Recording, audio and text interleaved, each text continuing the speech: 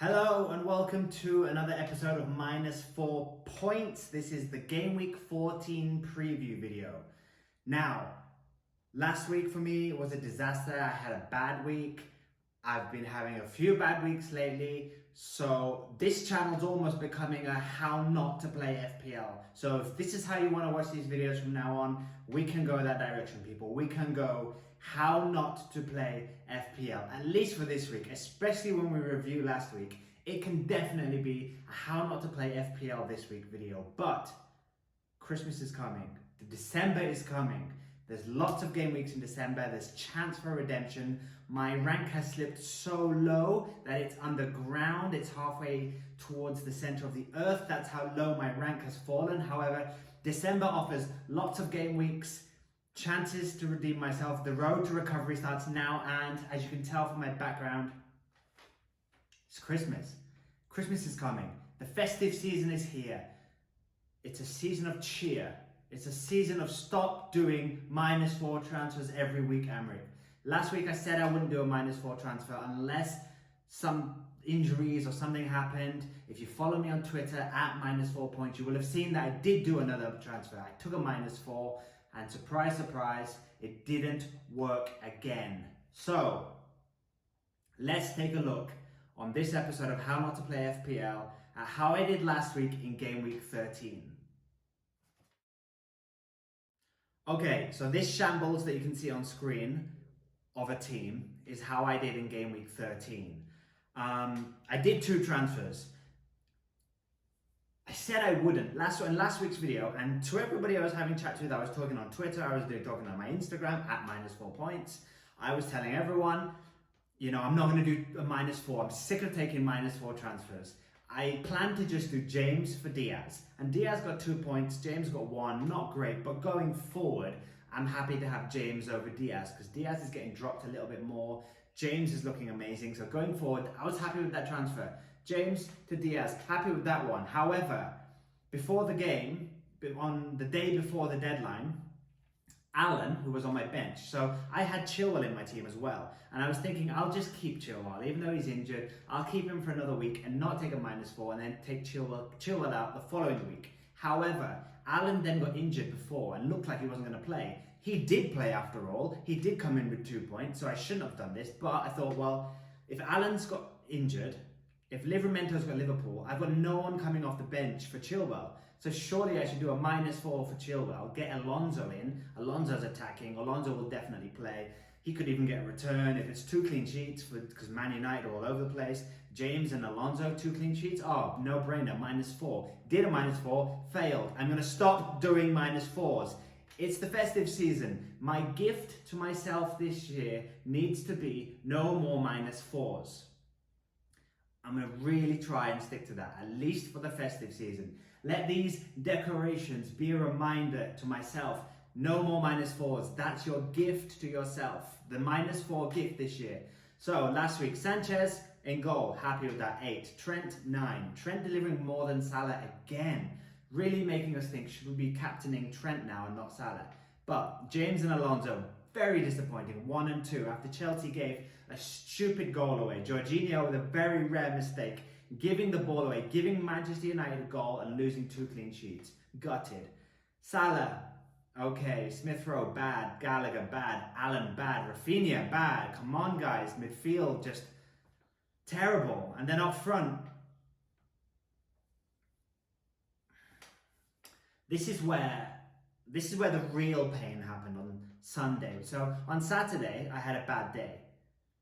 However, on Sunday, I woke up full of hope because I had Ronaldo to play and I had Kane to play, my 2 premium strikers. The whole reason why I don't have a City midfielder, why I don't have Jota, why I don't have Cancelo, is because I've wasted all my money on my strikers. So I'm thinking, okay, maybe this week is the when the premium strikers deliver. What happens? The Tottenham game gets called off for snow. The first game in the Premier League to be called off for snow for, I think, since 2010. Ronaldo is on the bench, a big game. Ronaldo is signed for Manchester United to play in the big games. Maybe we think Ronaldo might get rested against the likes of Norwich and against, relegation place teams. Maybe he's rested at home against the weaker teams, but away at Chelsea, you think They're going to play the big man Ronaldo. Maybe he nicks a penalty. Maybe he nicks a header. Ronaldo's on the bench and Kane's game is postponed. So the strikers didn't really deliver. Finished on 42 points. It's a terrible week, but slightly below the average. Overall rank is now plummeting. Oh, it's just very bad. And this is when FPL is really annoying because things like Kane's game getting postponed. Yes, Kane may not have scored, but there's a chance against Burnley that Kane could have scored. This game week could have gone so differently. Chelsea don't make the mistake, that's 2 clean sheets in defence. If Kane plays, if Ronaldo plays, you don't know what happens. So I'm trying not to do -4 transfers. I didn't have Jota, which was a huge mistake, and I still can't get Jota. If you look at my team, all my money is spent in my team, by the way. This is my team from last week. I can't get Jota in one transfer unless I take Salah out, which obviously is suicide. So I'm not going to get Jota in this week, which is horrible because I really want him, but I need to stick to no more -4 points because I think I calculated out if I hadn't have done all of these -4 points, that's pushing you up the game ranks. Those 4 points all add up. So festive season, new gift to self, no more -4s. That's how I did in game week 13. The only way is up. My rank is so low that I need to recover. That's the only way. Otherwise, this -4 points YouTube series just continues being a how not to FPL. And that could be useful to some people too. So that's game week 13 done. We're done. It's the festive period now. We've got a game week already coming up on Tuesday. Let's take a look at my watch list, the players who haven't made my team, but who I'm thinking about. Now, usually in my videos, I do a watch list, which are the players that I haven't signed for the game week coming, but who are on my list, on my mind to sign in the future. As this week we're talking about how not to play FPL, as we are giving a guide into what I'm doing wrong, the players this week are, they're big players that I don't have and why I'm doing bad, okay? So the players in my team this week are the players that I don't have, who I haven't had recently, who are doing bad. And so that also makes them on my watch list. But usually I pick a few players that people aren't thinking about or that are coming up in the weeks. These are just players who in the past few weeks I should have had and for money reasons I've not had. So first one's Cancelo. I went for Diaz over Cancelo a long time ago. Lesson to be learned here, people. If it's between two players and one's more attacking but you can't afford them, which was my case, don't go for the safer pick always, because later down the line, the attacking player could hurt you. So I should have just held an extra week, not signed Diaz, made another transfer to free up funds, and then brought Cancelo in the following week. But sometimes, especially early on, when you see a player like Cancelo really skyrocketing, and at the time, Cancelo and Diaz were both keeping clean sheets, and every now and again, Cancelo would get an assist. So at the time, it seemed worthwhile. It seemed like, yeah, I'm not going to get as many points as Diaz, but he's cheaper and I can afford him right now. That backfired. Not getting Jota backfired. I couldn't afford Jota. As I said earlier, my midfield is structured so that it's one expensive player, Salah, and then 3 cheap midfielders. Jota's just slightly too expensive. My price range is sort of around the 6 million mark. So if I didn't have 2 premium strikers, I would have been able to afford Jota. Lesson learned, 2 premium strikers has been a massive fail this season. Ramsdale in goal. Now, when it was sensible to get Ramsdale, when he was 4.5, look at his price now, 4.9. When he was 4.5, I considered getting him, but it was I had Sanchez. And there was a bit of a discussion at the time, Ramsdale or Sanchez, who'd you have? And I had Kieran Tierney, who was playing back then, before the injury. So I thought, well, my Arsenal defence is covered with Tierney. I don't need Ramsdale and Tierney, so I'll just have Tierney covering my Arsenal defence points. Backfired. Tierney got injured and then just won't come back in the team for some reason. And Ramsdale's gone on to be great. So it's less of a worry because Sanchez is still a good keeper. Brighton will keep roughly the same amount of clean sheets as Arsenal in the long term. And that one's less harmful. So Ramsdale I should have had. And a lot of people have Ramsdale, and that's explaining why my rank's been dropping lately, because Ramsdale's been doing better than Sanchez, especially when Sanchez was sent off the other week. So there's another reason why I've been doing bad. Tony. I took Tony out 2 weeks ago after, I think, 5 blanks in a row. So I took him out. I took him out because he played Norwich and got 1 point. So that was the final straw for me. Since then, it has been 2 game weeks and Tony has scored in both games. So part of that is just really bad luck for me this year. Really bad luck that Tony scores the 2 weeks I take him out. But the other part is, you need to be really patient. And with the cheaper players, you can be more patient. So there are people with Mbeumo on their teams that I've seen taking him out. You need to learn from my lessons. This is how not to play FPL. You don't need to take, if they're cheap, you don't really need to expect that much from them. So I took Tony out and brought in, I think, Kane, because I was like, great, 2 premium strikers again, Ronaldo and Kane. What's going to go wrong? Everything went wrong. Snow went wrong. So be patient with your cheaper players. That's the lesson from Tony. And Bernardo Silva, I've not had any Man City midfielders, and I think part of that was me thinking Pep rotates too much, but Pep's kind of settling down this season, and Tuchel at Chelsea, he's becoming the new Pep. He's the rotator, especially with attacking players. So I should have had Foden for a long time. I should have had Silva recently. I don't have any Man City midfielders still, and I still can't afford them because I told you, I can't afford to bring in Jota. I can't afford to bring the Man City midfielders. So I need to slowly, without taking -4-point hits, restructure my team so that I can afford these moves. So let's get onto my team for game week 14. I've only done 1 transfer, as promised. And luckily the deadline is coming up on Tuesday, so there's not much time for me to overthink. So it's only going to be 1 transfer. I can't bring in any of these players yet on my watch list who I really need to have in my team. But let's take a look at who I've gone for in game week 14.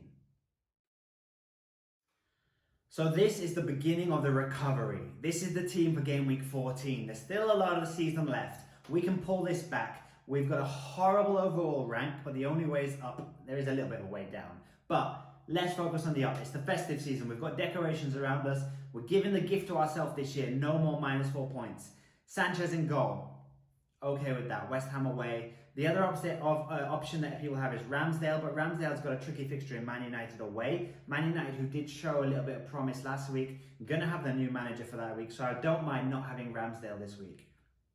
In defence, Trent, and this is my transfer. I've taken out Tierney because I don't know what's happening with Tierney. I think my long-term plan would be possibly to get Ramsdale in goal, and then I won't want Tierney. Even if Tierney's playing again, I won't want Tierney and Ramsdale. So for now, Tierney's come out because he's not playing, and I don't know what's happening, and I need to free up funds. So Johnson from West Ham comes in. He's 4 million. He's playing every week. Even if he stops playing every week, he's 4 million. He can beat the guy on the bench that I never play. But for now, he's playing, and he's 4 million, and he frees up funds. I now have 1.2 million in the bank. So with that 1.2 million, I can afford to upgrade next week Rafinha to Jota. That's the plan. So Trent Johnson is coming straight into the starting lineup, that cheap forward defender, because he's got Brighton at home, and Brighton I watched last week against Leeds, just couldn't put the ball in the net, so I'm hoping that continues and West Ham keep a clean sheet. And then there's James and Alonso, who long-term should be good picks. Salah midfield, he's keeping the captaincy. I know there's a bit of discussion at the moment now saying, should we start thinking about not captaining Salah? Because he's not, in the last few weeks, justified being a perma-captain. I'm giving him 1 more week. It's the derby, it's Everton. I do think Benitez will park the bus. I do think they might be tricky, but Everton's form has been bad. You just expect Salah to get something.